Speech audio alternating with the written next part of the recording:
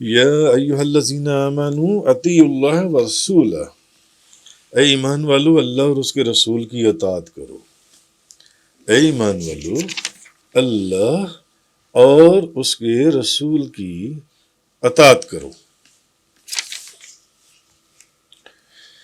وَلَا تَوَلَّوْا عَنْهُ وَأَنْتُمْ تَسْمَعُونَ، اور اس سے اعراض نہ کرو جبکہ تم سن رہی ہو۔ اے ایمان والو اللہ اور اس کے رسول کی اطاعت کرو اور اس چیز سے اعراض نہ کرو جبکہ تم سن رہے ہو۔ نبی کریم صلی اللہ علیہ وسلم۔ اب اصل میں مسلمانوں کو یہاں یہ فرمایا گیا کہ جب تم کسی چیز کے متعلق اللہ کے رسول کا حکم سن رہی ہو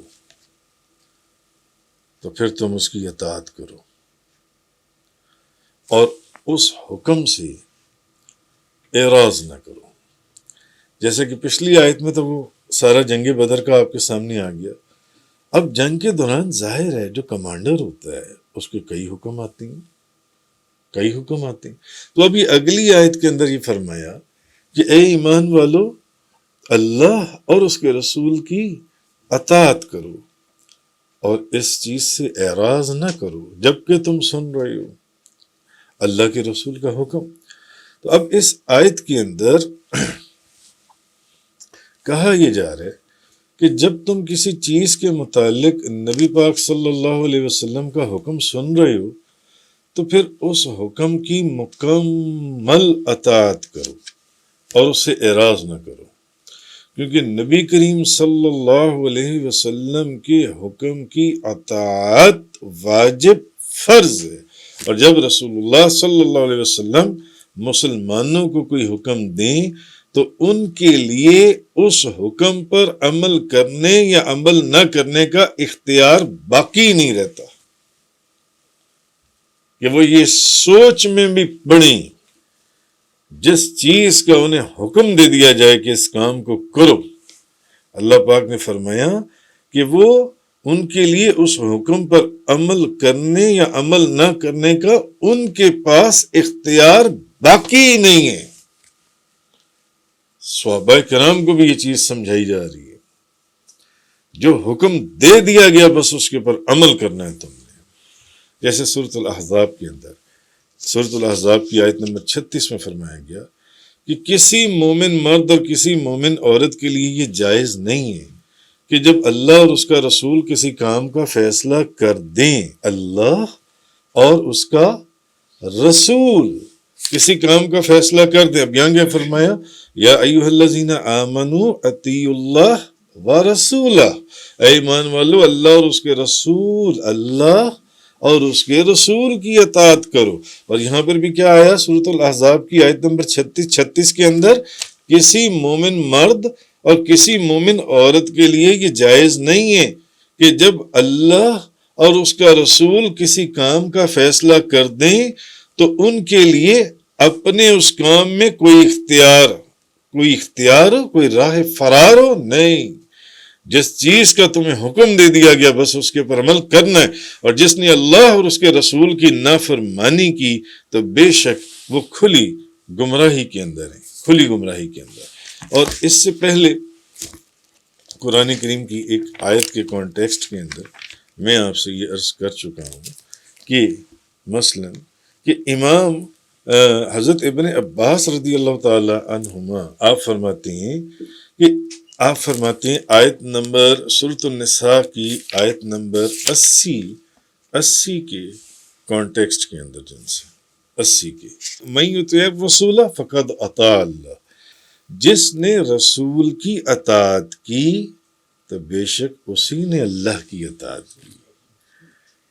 اس کا مطلب ہے کہ نبی کریم صلی اللہ علیہ وسلم کی اطاعت کرنی پڑے گی، حضور کو پہلے ماننا پڑے گا، آپ کے حکم کے آگے سر تسلیم خم کرنا پڑے گا۔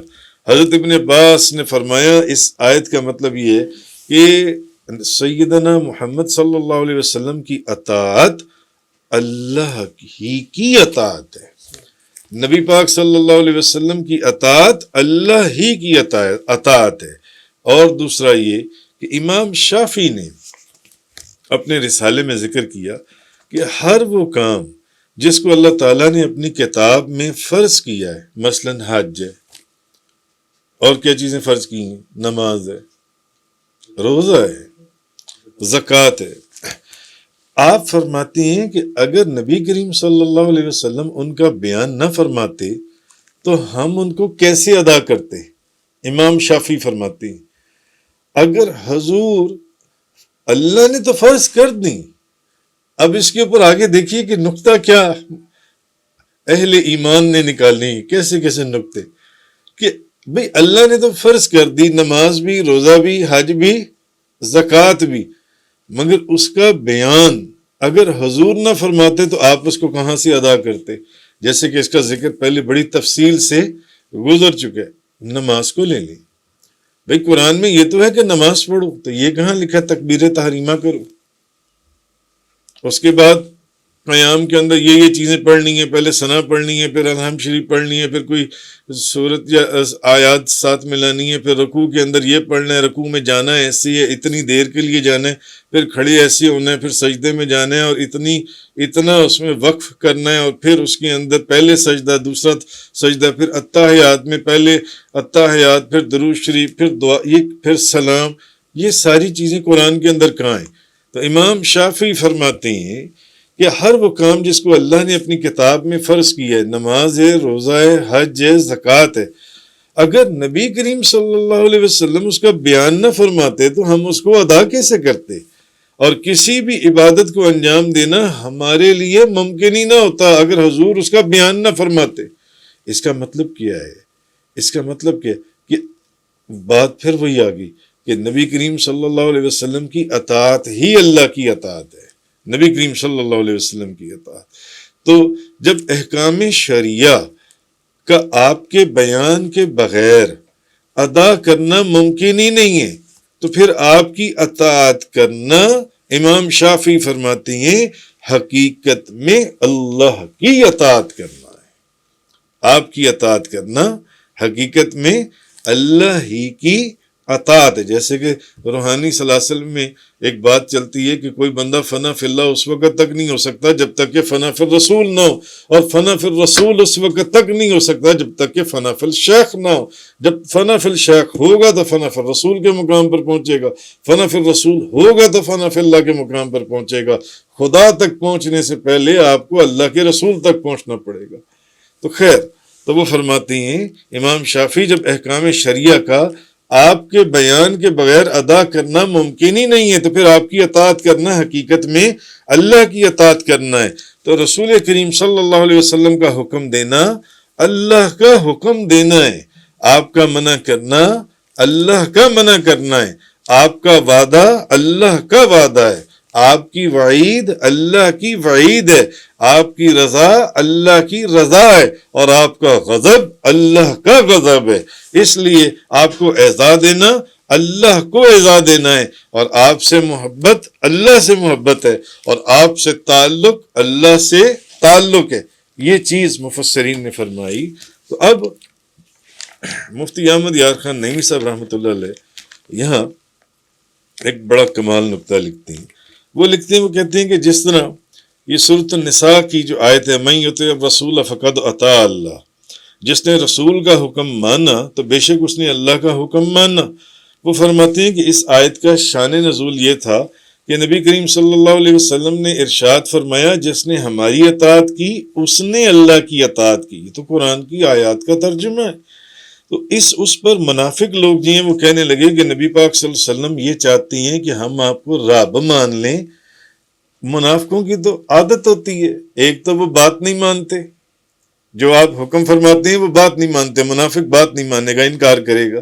اور دوسرا، منافقوں نے وہ باتیں لگاتے ہیں یا باتیں کرتے ہیں، کہنے لگے کہ نبی کریم صلی اللہ علیہ وسلم یہ چاہتے ہیں کہ ہم آپ کو خدا مان لیں، جیسے عیسائیوں نے حضرت عیسیٰ علیہ السلام کو خدا مان لیا۔ تو اس پر یہ آیت نازل ہوئی اور محبوب علیہ السلام کی تصدیق فرما دی گئی۔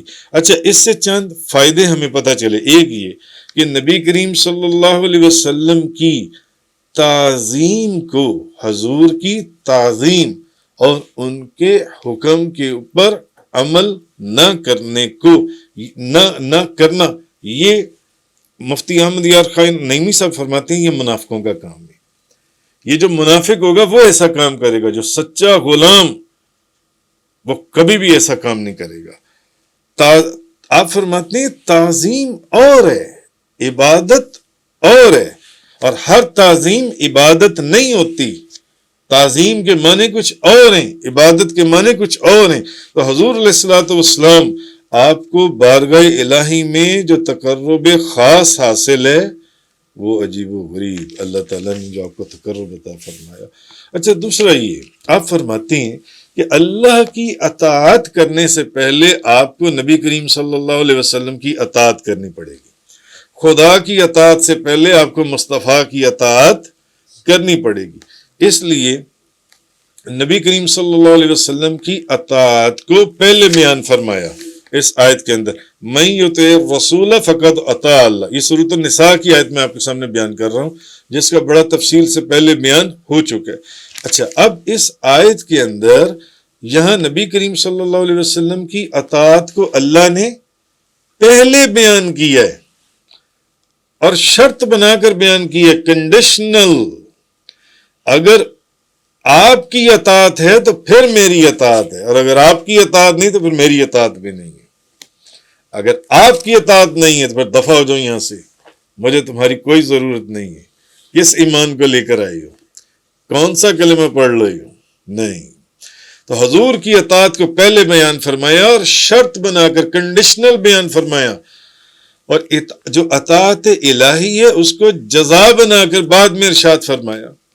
تو اب اصل چیز یہ ہے کہ جب حضور علیہ الصلوۃ والسلام نے فرمایا کہ اب وہ ایک مثال دیتی ہیں مفتی احمد یار خان، وہ فرماتی ہیں کہ حضور نے ارشاد فرمایا، مسلمانوں تم پر اللہ نے 5 نمازیں فرض فرمائی ہیں۔ تم پر اللہ نے کتنی نمازیں فرض فرمائی ہیں؟ 5 نمازیں فرض فرمائی ہیں۔ اچھا، اب قرآن کی یہ آیت پاک ہم پر نازل ہو گئی، من یطع الرسول فقد اطاع اللہ۔ اچھا، مسلمانوں تم پر اللہ نے کتنی نمازیں فرض کی؟ 5 نمازیں فرمائی ہیں، اور قرآن کی یہ آیت بھی ہم پر نازل فرما دی اللہ تعالیٰ نے جو ان سے۔ تو پہلے ہم اس حکم کو مانیں گے، پہلے ہم اس حکم کو مانیں گے، تو یہ اطاعت حضور نبی کریم صلی اللہ علیہ وسلم کی ہوئی۔ یہ اطاعت کس کی ہوئی؟ نبی کریم صلی اللہ علیہ وسلم کی۔ پھر ہم نے نماز ادا کی۔ بھئی حکم مانیں گے تو نماز ادا کریں گے نا، حکم مانیں گے تو نماز ادا کریں گے۔ تو پہلے اطاعت حضور کی ہوئی، اس کے بعد آپ نے نماز ادا کی، اس کے بعد، اور یہ اطاعت الہی ہوئی۔ تو حقیقت یہ ہے کہ کلمہ طیبہ کے اندر حضور نبی کریم صلی اللہ علیہ وسلم کا نام مبارک لا الہ الا اللہ کے بعد ہے۔ کلمے کے اندر حضور کا نام لا الہ الا اللہ کے بعد ہے، مگر ایمان کے اندر حضور نبی کریم صلی اللہ علیہ وسلم پر ایمان لانا مقدم اور پہلے ہے۔ بھئی اگر حضور کے اوپر ایمان لائے بغیر آپ لا الہ الا اللہ پڑھتے رہو تو اس کا آپ کو کیا فائدہ ہوگا؟ وہ اس کا تو کوئی فائدہ بھی نہیں ہوگا۔ سب بات سمجھیے آپ میری، یعنی کہ کلمہ طیبہ کے اندر آپ فرماتے ہیں کہ نبی کریم صلی اللہ علیہ وسلم کا نام پاک لا الہ الا اللہ کے بعد ہے، مگر ایمان کے اندر نبی کریم صلی اللہ علیہ وسلم، ایمان میں حضور پر ایمان لانا مقدم ہے اور پہلے ہے۔ کیوں؟ حضور پر ایمان لانے کے بعد جب آپ لا الہ الا اللہ کہو گے تو اب آپ کے اوپر مومن کی مہر لگے گی۔ اگر حضور کے اوپر ایمان آپ نہیں لائے اور آپ لا الہ الا اللہ پڑھتے رہو تو وہ تو پہلے بھی بہت لوگ پڑھتے تھے جو جہنمی ہوئے اور کافر ہوئے جون سے۔ تو اصل چیز یہ چیز تھی سمجھنے والی اس آیت کے اندر۔ تو فرمایا یا ایھا الذین آمنوا اطیعوا اللہ ورسولہ، اے ایمان والو اللہ اور اس کے رسول کی اطاعت کرو، وَلَا تَوَلَّوْا عَنْهُ وَأَنْتُمْ تَسْمَعُونَ، اور اس سے اعراض نہ کرو جبکہ تم سن رہے ہو۔